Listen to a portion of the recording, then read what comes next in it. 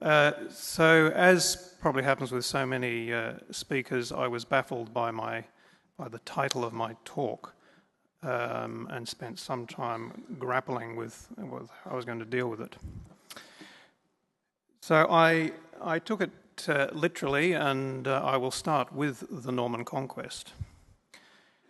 For those of you who know your history, and certainly for anyone who went to school in Britain, I would hope you still remember 1066. And that's the date of the Battle of Hastings, when some of my forebears from the north of France invaded England. A fairly unheard of thing. The story is well captured in the famous Bayeux tapestry, and for those of you who have not seen it, it's well worth having a look at. And certainly my ancestors were there, as you can see by the name Norman appearing there, and judging by the way this character is pointing, this is clearly a Norman over there. The anatomical detail in the tapestry is fantastic. I noticed when I was just looking at this image that this guy is turned round in his saddle, and so you see his foot end on as opposed to side on, just to make it relevant to this meeting.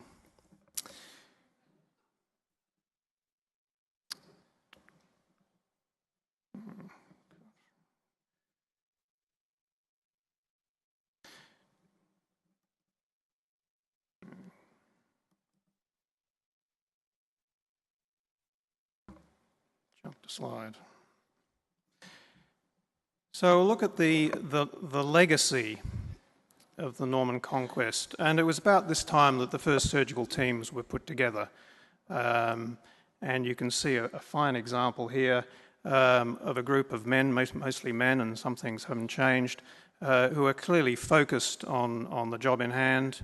They've all got sharp instruments, mostly long, sharp instruments, ready for the job in hand.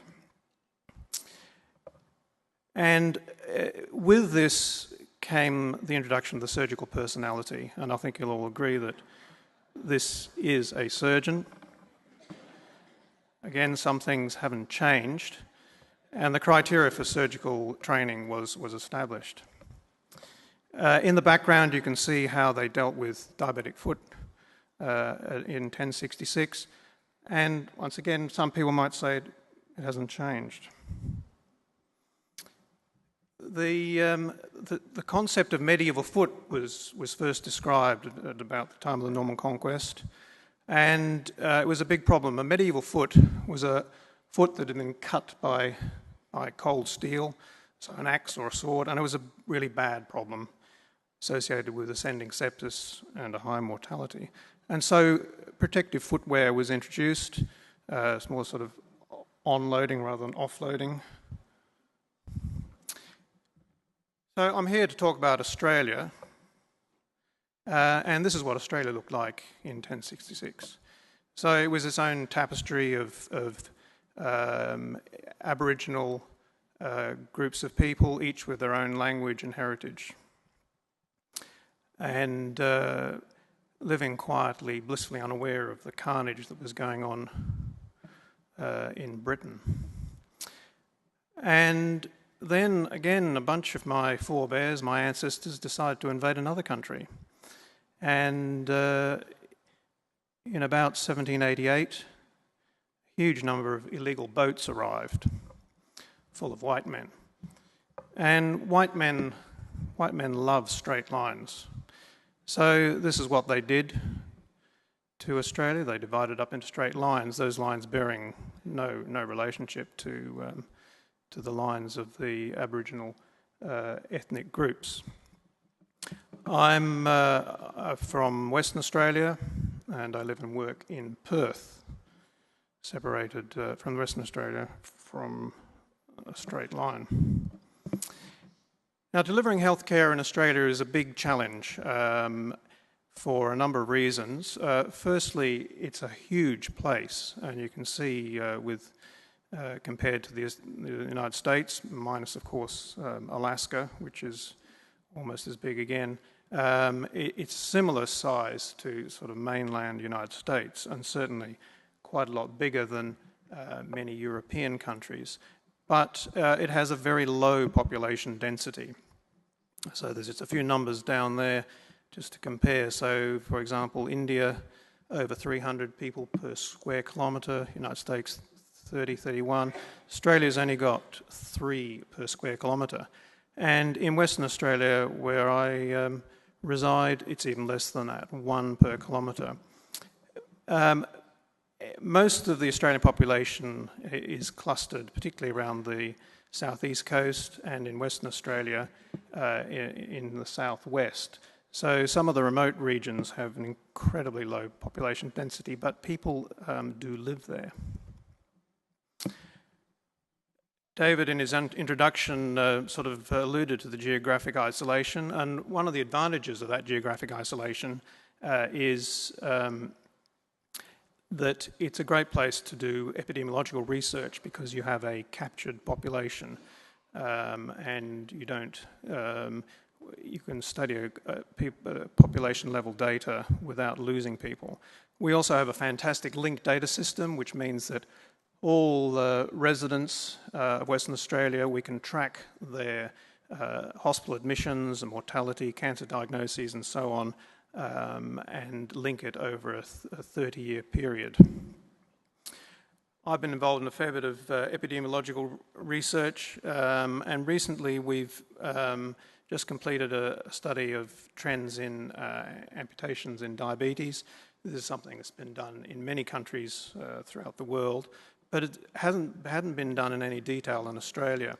And one of the motives was that the vascular surgeons were all complaining that they were doing more and more amputations, and we're just interested to see, were they really doing more amputations, or was it just because there are more people with diabetes? So we look now, there's a poster downstairs with a lot of detail of this, so I won't go into all the detail. We looked at it over an 11-year period, 2000-2010, and the linked data system obviously allowed us to compare people with type 1 versus type 2 versus no diabetes. We could look using the usual ICD codes to major versus minor.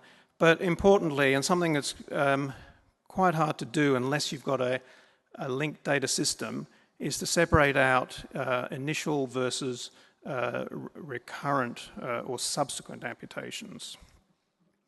All the analyses were age standardized, gender standardized, and most importantly, standardized for the prevalence of diabetes. So the denominator for all groups is adjusted.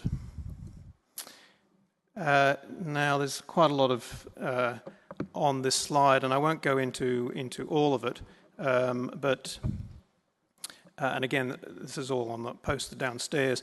Nearly 6,000 amputations, a third of them were major, but notice it was only in 4,000 odd patients, so something like a third of the amputations were second, or third, or beyond amputations in the same patient.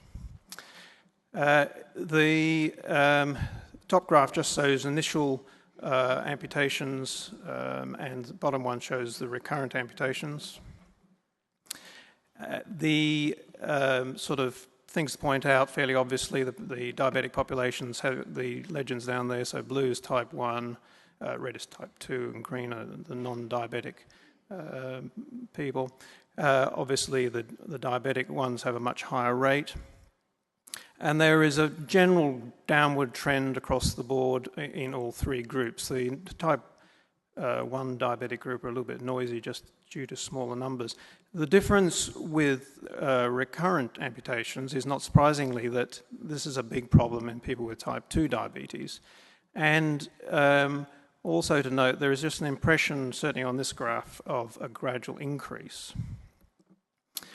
To summarise it in some numbers, the key findings we found were that, as has been observed in many other places, is that major amputations, this is just in type 2 diabetes, the most important group numerically, so the Major amputations are definitely decreasing, and that's a significant decrease, -6% per annum, and the confidence intervals well below 0, so both minuses.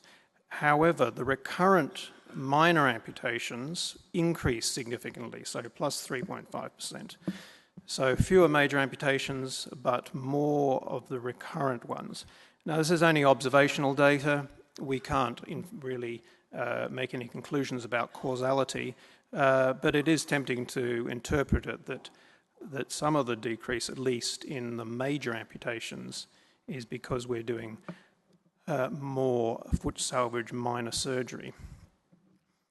This is some data from an earlier study where we compared the rates in Aboriginal and non-Aboriginal people. The Aboriginal people in Australia currently make up about 3%, so they're quite a small group. But the rates of amputation amongst people with type 2 diabetes, the difference is absolutely staggering. So for the younger age group, minor and major amputation, 27 and 38 times greater than non-Aboriginal people with diabetes. Just a horrendous difference.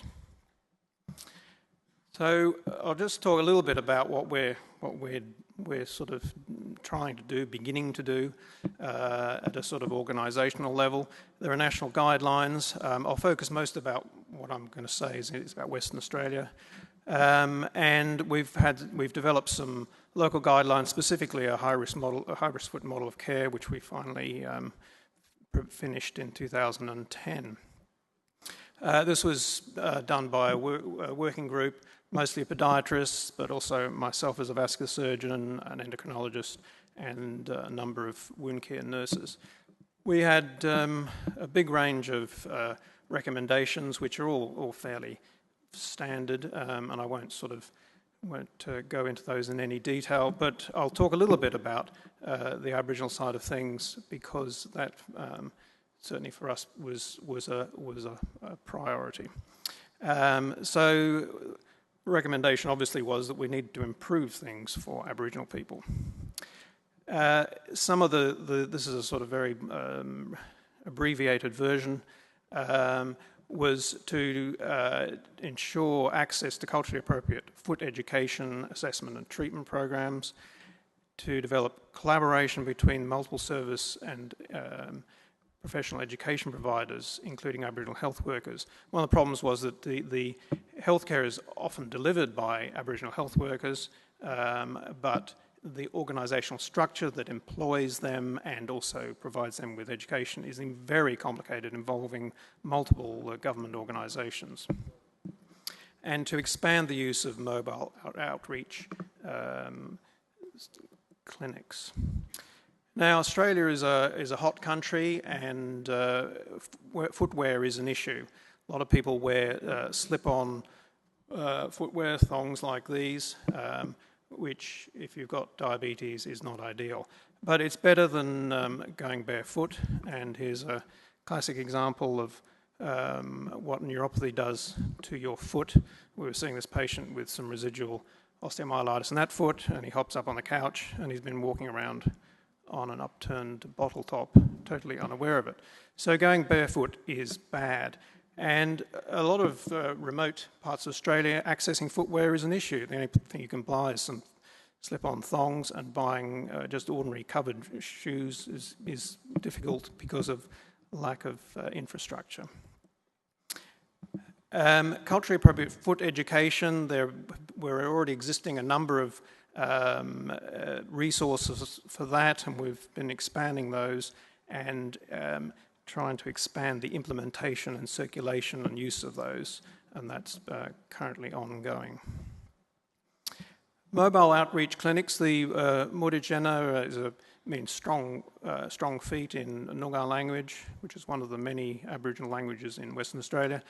And this existed, my understanding was this existed prior to the model of care, but has had further support and funding since the model of care, and is very effective in engaging with Aboriginal people within the within Perth and the metropolitan area, but does not currently extend outside the metropolitan area. There was a feeling that one way to engage the Aboriginal community was via Aboriginal celebrities, and in particular trying to use sort of infotainment. And we developed, when I say we, I was not involved in this, but two videos have been produced. Bamba is an Aboriginal entertainer, a singer, songwriter, fantastic guy, and is an amputee from diabetes. There's the links, but if you just Google brand new leg, you'll find it, and they're very good, entertaining videos which are relevant to all people with diabetes, certainly relevant to Indigenous people with diabetes. Brand New Day was a famous Aboriginal musical in Australia, and so Brand New Leg is just a pun on that. But we've only really just sort of scratched the surface in terms of trying to improve the lot of Aboriginal people with diabetes. I mentioned the Aboriginal health workers. They're key to delivering these services, and some research is currently going on with one of my colleagues into ways of doing this. We don't use telehealth nearly enough. It's obviously a logical thing to do in a country where distance is a major problem, and we haven't really developed any mobile outreach clinics. We're trying to set up infrastructure to collect data about things other than amputations. That kind of diagnosis is captured automatically through hospital admissions, but obviously things like ulceration that don't end up in a hospital admission are not captured. Those of us on the working party of the model of care sort of were probably politically fairly naive, and we brought it home to us the reality of trying to change things. The working party was just a group of clinicians who did this as something extra, including some who were in private practice and just did it in their own free time. After a couple of years of working on it, was finally endorsed by the health department, and we thought, great, we're going to make some change here, but then they just handed it back to us and left us to work out how to implement it, and most frustratingly left us to lobby for funding, and so we were sort of left holding the baby in a way. So I'd like to acknowledge a few people. Obviously the model of care working party, there's lots of names on that which I won't rattle off. Deb Shern is a podiatrist in Western Australia who's been working on a number of the Aboriginal projects and has done a huge amount of work in that area, and is one of the individuals who's had the drive to keep things going. So I'd really like to acknowledge what she has been and is still doing. The epidemiological data involved a number of people, including Lee and Julia, who are the two first authors for the poster downstairs. So just to end on trying to wrap up David's title that he gave me, Perth is a perfect place. You know, the Californians are rightly proud of their beaches, but this is the kind of metropolitan beach we have in Western Australia, and that takes a lot of beating. We do have a small problem with sharks. Some people consider surgeons sharks, but real sharks do also do amputations. Thank you.